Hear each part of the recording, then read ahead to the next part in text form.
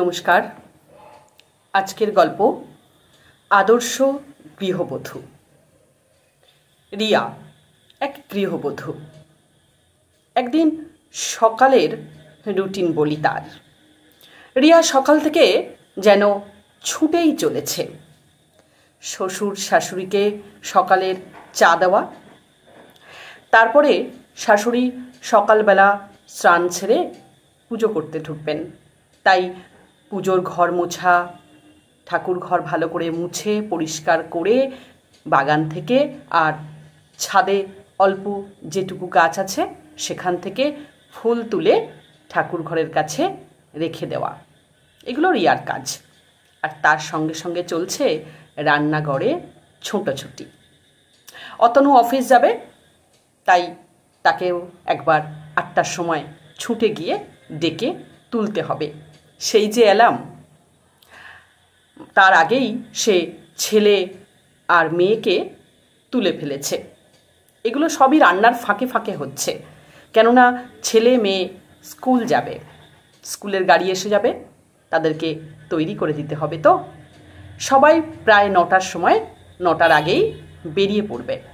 তাই সকাল থেকে রান্না, ছেলের জন্য টিফিন করা, মেয়ের টিফিন করা, অতনুর রান্না, চা, সব কিছু তাকে একা হাতেই গুছিয়ে নিতে হচ্ছে। অতনু 9টার আগে খাবার টেবিলে এসে বলল, কি হলো, খাবার কি আজকে পাবো না নাকি? এখনও রেডি হয়নি? কি যে করো না তুমি সকাল থেকে, বুঝে পাই না। এদিকে রিয়া রান্নাঘর থেকেই আওয়াজ দিল, এই যে আসছি, এক্ষুনি আসছি বলেই সে 2 হাতে করে খাবার থালা, ডালের বাটি নিয়ে ছুটে এলো, দিল অতনুকে। তার সঙ্গে ছিল একটু ভাজা, ডাল, আলু পটলের তরকারি। দেখেই অতনু বলল, মানে আজকে শুধু এটুকুই রান্না হয়েছে? রিয়া বলল, না না, আছে আছে বলে সে আবার ছুটে রান্নাঘরে গেল আর কাতলা মাছ ভাজা নিয়ে এসে দিল। দেখেই তো অতনুর মাথা গরম হয়ে গেল। তুমি এই কত সুন্দর কাতলা মাছটা ভাজা করে নষ্ট করলে, এটাকে তো সুন্দর করে পোস্ত করতে পারতে, ভালো হতো না। শুধু ফাঁকিবাজি কাজ তোমার, ব্যাস ভেজেই ছেড়ে দিলে। অন্য দিক থেকে মেয়ে চিৎকার করে উঠল, মা, আমার স্কুলের ড্রেসটা আয়রন হয়নি, তোমাকে বলেছিলাম, তুমি তো জানো আজ আমার রেজাল্ট বেরোবে, একটু ভালো করেই রেডি হয়ে যেতে হবে। এদিকে রিয়া বলল, আচ্ছা আচ্ছা আসছি, আমি এক্ষুনি আয়রনটা বুলিয়ে দিচ্ছি। অন্যদিকে ছেলে বলে উঠল, মা, আমার টিফিনে আজকে কি?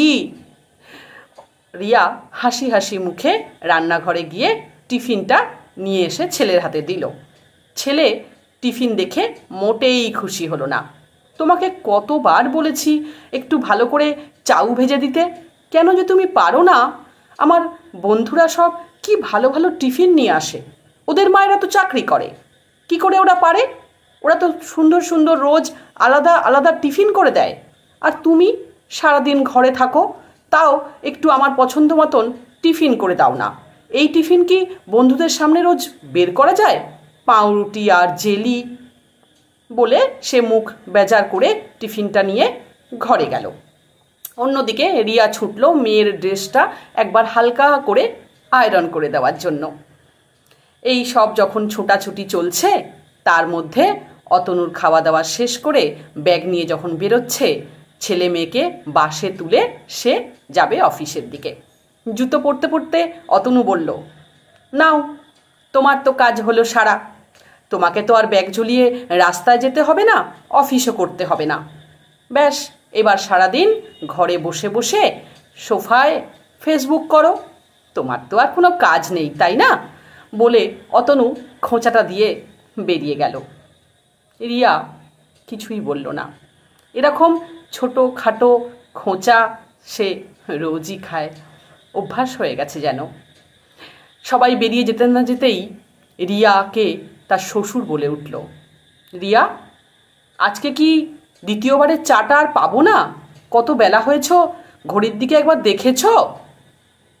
রিয়া বলল, এক্ষুনি আনছি বাবা বলে রিয়া ছুটে গিয়ে রান্নাঘর থেকে এক কাপ চা করে তাড়াতাড়ি করে শ্বশুরমশাইকে দিল। ইতিমধ্যেই শাশুড়ি হাঁকডাক শুরু করেছে, রিয়া, আজকে কি গাছের সব ফুল তোলোনি? ফুল এত কম কেন? মনে হচ্ছে আজকে ফাঁকি মেরেছ। অনেক ফুল বাদ দিয়ে রেখেছো, তাই তো? সব ফুল আমার ভগবান আজ আর পেল না তোমার জন্য। সকাল থেকে কি যে করো, সামান্য একটু ফুল তুলতে বলি তাও ঠিক মতন পারো না। জানি না বাবা, কি যে করো সারাদিন, ওই মোবাইল আর মোবাইল। রিয়ার গায়ে যেন কিছুই লাগে না। এসব রোজের ঘটনা, রোজই হচ্ছে, রোজই সবাই একটু করে খোঁচা দিচ্ছে আর রিয়া শুনে নিচ্ছে। কি আর করা তার, সে যে গৃহবধূ। সত্যিই তো, সে তো আর চাকরি করে না, পয়সা ইনকাম করে ঘরে নিয়েও আসে না, তাই এসব কথা তো তাকে শুনতেই হবে, তাই না? এরপর সবারকে টিফিন খাইয়ে সে নিজেও একটু টিফিন খেলো। এরপরে রান্নাঘরের কাজ ছাড়া, ফার্নিচার মোছা, ঘরের টুকটাক কাজ করে নিয়ে গেল বাথরুমে। বাথরুমে গিয়ে ওয়াশিং মেশিনে অনেক কাঁচা জমেছিল।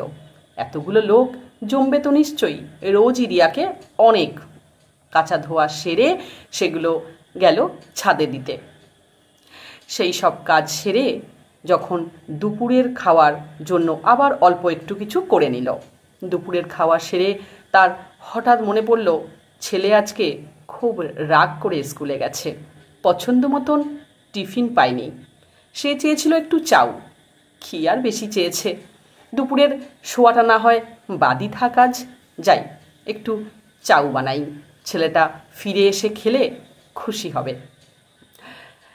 রিয়া আজকে দুপুরবেলায় ঘুমালো না, যেটা তার একটুখানি রেস্টের সময়। সকাল থেকে তো ছুটছে আর ছুটছে। আজ সে চাউ বানালো, এগ চাউ।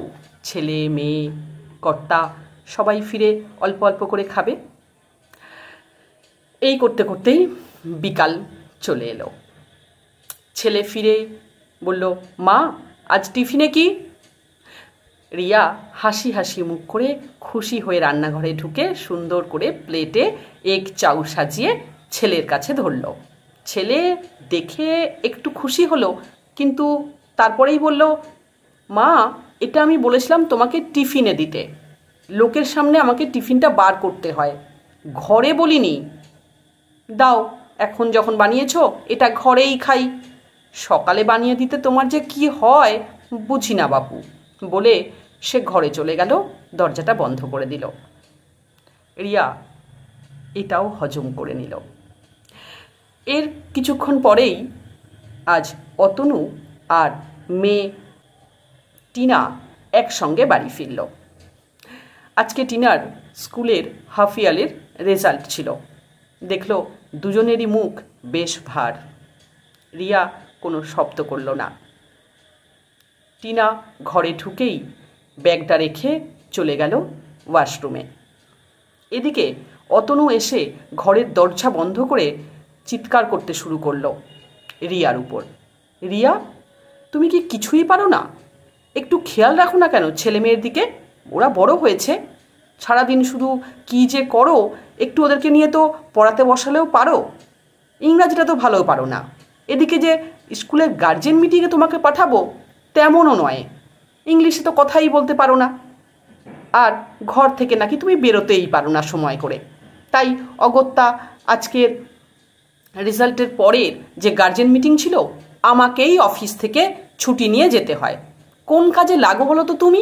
ছেলে মেয়েগুলোকে তো একটু পড়াতেও বসাতে পারো, সেটা তো একটু উপকার হয় নাকি? সারাদিন শুধু মোবাইল করা। রিয়া এটাও হজম করে নিল। তারপর যথারীতি সবাইকে সন্ধ্যার চা দিয়ে টিফিন দিয়ে সে চলে গেল রাতের রান্না করতে। রাত্রে ভালো করে রান্না করে সবাইকে সুন্দর করে খাবার টেবিল গুছিয়ে খেতে দিল। সবাই টুকটাক গল্প করছিল। রিয়াকে ঠাড়ে ঠোড়ে বুঝিয়ে দিচ্ছিল যে সে সারাদিন কিছুই করে না। একবার শ্বশুর কিছু বলছে, উত্তর দিচ্ছে শাশুড়ি, অতনুও বলছে। অন্যদিকে টুবলু আর টিনা আজকে একটু মুখ ভার করেই রয়েছে। টিনার রেজাল্টটা খুব একটা ভালো হয়নি, তার জন্য দোষের ভাগিদার তো রিয়াকে হতেই হবে নাকি? রিয়া যে তার মা। সব কিছুর পরে টেবিল গুছিয়ে সবাই যখন এক এক করে নিজের নিজের ঘরে চলে গেল, রিয়া খাবারটুকু নিয়ে বসলো ঠিকই, কিন্তু আজ তার গলা দিয়ে কিছুতেই ভাত নামছিল না। রোজই তো সে এসব কথা শোনে, তবে কেন আজকে তার এত বুকের মধ্যে কষ্ট হচ্ছে? গলায় যেন ভাত আটকে যাচ্ছে। খাওয়া শেষ করতে পারল না, উঠে পড়ল সে। দেখল গুছানো সুন্দর করে রাখা বিছানায় প্রায় সকলে ঘুমিয়ে পড়েছে। অতনু নাক ডাকছে, শ্বশুর শাশুড়ি মনে হয় ঘরে টিভি চলছে। এদিকে টুবলু, টিনা ওরা বোধহয় কিছু কাজ করছে, এবার শুয়ে পড়বে। রিয়া ব্যালকনিতে গিয়ে বসল, একা দেখছে প্রকৃতিকে, আর ভাবছে সে সারাদিন ঠিক কি কি করলো। কোনো কাজেই তো সে লাগে না, সকলের কাজে সে করে, কিন্তু মন জোগাতে পারে কি? সে কি হতে পেরেছে আদর্শ গৃহবধূ? না, পারেনি। একজনও তো তার কথা বলে না, কেউ তো তাকে সাপোর্ট করে না। সত্যিই বোধহয় দোষটা তারই। আজ তাই সে অনেক রাত পর্যন্ত ব্যালকনিতে বসে থাকলো। একটা কঠিন সিদ্ধান্ত নিয়ে ফেলল সে আজ। ছোট্ট নিজের ব্যাগ বের করে কয়েকটা ছোটোখাটো জিনিস, কাপড়, সালোয়ার কামিজ ভরে ফেলল তাতে, আর একটা ছোট্ট চিরকুটে লিখে রাখল, আমি তোমাদের আদর্শ গৃহবধূ হতে পারলাম না, তাই চলে যাচ্ছি, ফিরব না আমি, আমাকে খুঁজো না কেউ। চিরকুটটা বিছানার পাশের টেবিলে রেখে বেরিয়ে গেল ভোর হতে না হতেই দরজা খুলে। তখন রিয়া ছাড়া বাড়ির কেউ ওঠে না, সবাই তখন গভীর নিদ্রায়। এদিকে 8টার সময় হঠাৎ অতনুর চোখ খুলল, বলল, ঘড়ির দিকে তাকিয়ে বলল, আরে 8টার বেশি বেজে গেল, এখনো আমাকে রিয়া ডাকেনি কেন? অন্যদিন তো রিয়া ডেকে দেয়। তাড়াতাড়ি করে সে বেরিয়ে এলো রিয়াকে ডাকতে ডাকতে, রিয়া আমাকে ডেকে দাওনি কেন? আমার তো দেরি হয়ে যাবে অফিসে বেরোতে। বেরিয়ে দেখলো রিয়া কোথাও দেখতে পাচ্ছে না রিয়াকে। অন্যদিকে টুবলুকে ডাকলো, টিনাকে ডাকলো, সবাই বলল, মা তাদেরও ডেকে দেয়নি, কেন এমন করলো মা আজ? মা তো রোজ ডেকে দেয় আমাদেরকে স্কুলে যাওয়ার জন্য। এই সব চিৎকার চেঁচামেচি শুনে শ্বশুর শাশুড়ি তাড়াতাড়ি করে ঘর থেকে বেরিয়ে এসে বলল, কি হয়েছে, কি হয়েছে তোদের? অতনু বলল, আজ রিয়াকে দেখতে পাচ্ছি না, কি জানি আজ কাউকে ডেকেও দেয়নি, রান্নাঘর বন্ধ, কি হয়েছে বলো তো? সবাই এদিক ওদিক বাড়িটা খুঁজতে লাগলো, ছাদ, বাগান, ব্যালকনি, কোথাও রিয়া নেই। এরপর অতনুর চোখ পড়ল টেবিলে রাখা চিরকুটটার উপর। সেটা পড়ে অতনু হতভম্ব হয়ে গেল।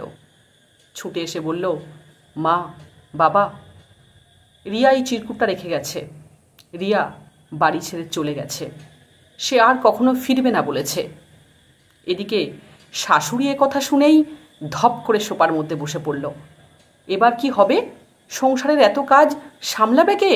তার মানে আজকে সকালে তো ঠাকুর ঘর মোছা হয়নি, ফুল তোলা হয়নি, তাহলে আমি এখন পুজো করব কি করে? অন্যদিকে শ্বশুর বলে উঠল, আর চা আজকে পাওয়া হবে না, তাই তো? আর যাবেই বা কোথায়? ছাড়ো তো, 2 দিন যেতে না যেতেই দেখবে আবার ফিরে এসেছে। অন্যদিকে টুবলু আর টিনা চুপচাপ, তারা যেন বুঝে উঠতে পারছে না কি হয়ে ঘটেছে আজ।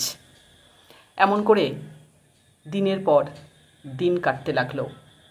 অতনু এবার আস্তে আস্তে বুঝতে পারছে রিয়া ঠিক কি কাজ করত। বাড়িতে এখন তিনটে লোক রাখা হয়েছে, রান্নার লোক, সব কিছু কাজের লোক, আর একজন সারাদিনের লোক, যে রিয়ার শ্বশুর শাশুড়িকে চা দেয়, খাবার বেড়ে দেয়, ছোটোখাটো ঘরের ফার্নিচার মোছা, ছাদ থেকে কাপড় তুলে নিয়ে আসা, কাপড় মিলে দেওয়া, এই সব কাজের জন্য তিনটে লোক রাখার পরেও অতনু টাইমে ভাত পায় না। ছেলে মেয়ের জামা কাপড় আয়রন হয় না।